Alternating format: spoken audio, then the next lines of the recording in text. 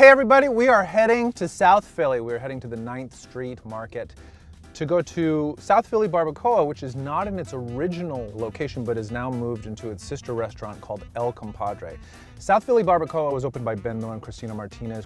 Christina's son opened El Compadre. He tragically passed away at a very young age, but they have since occupied that space and they are currently operating out of there, serving some of the best tacos in Philly, if not the entire country. They've gotten a lot of recognition for the work that they're doing.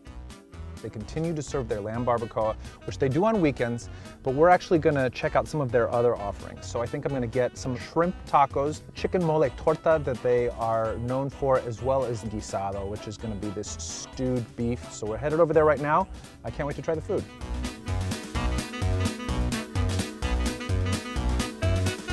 Tell me how you guys met. Christina and I were working side by side in an Italian restaurant here in Center City.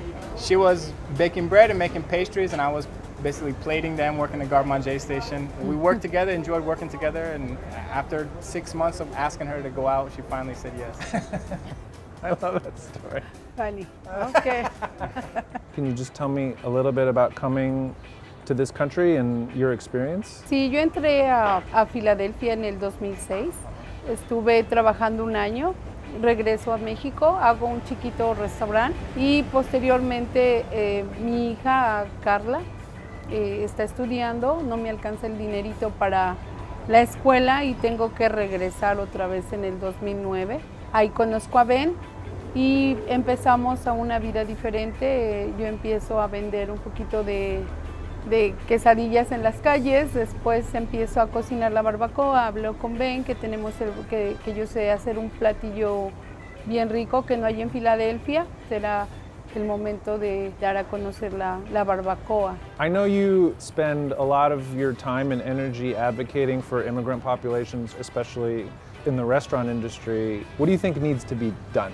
It's not feasible to deport everybody, and that's not what we want. It's important to make sure that the people who are doing the work here and throughout the rest of our industry are acknowledged. Without immigrant labor, the whole industry would collapse. The restaurant industry and all the industries that are connected to it, fishing, farming. Cristina, ¿qué piensas? ¿Cómo podemos empezar a mejorar el sistema que tenemos ahora en los restaurantes? Pues solamente tenemos que cambiar el corazón de la gente que está entrando a nuestro restaurante, hablándoles que tenemos una fuerte cocina, que es el dishwasher, los preparadores, los cocineros y el chef, que son la base, es la columna de los restaurantes.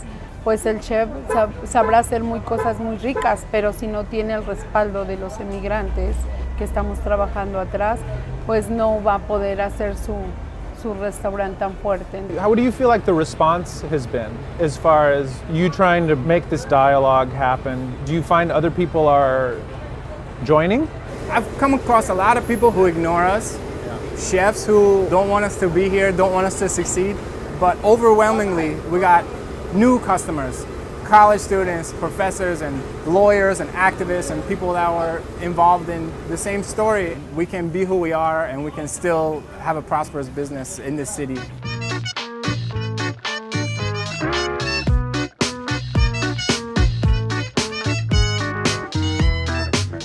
What do I have in front of me but a torta? It's a common Mexican snack, Mexican meal. You can put a lot of things in a torta. In this case, we have shredded stewed chicken with mole sauce.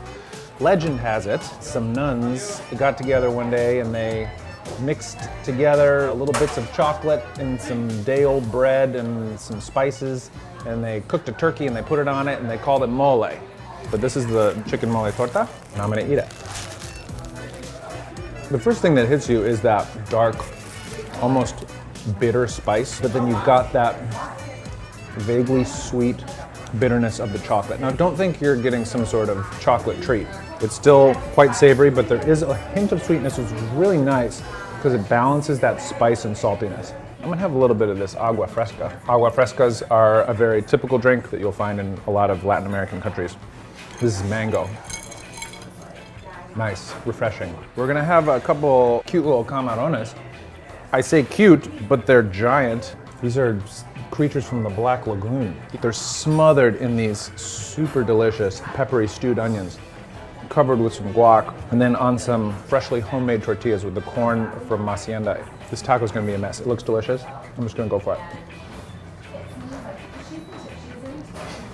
That's really good. It's a nice, fat, sweet shrimp, and these are good tortillas. Tortillas that taste like corn.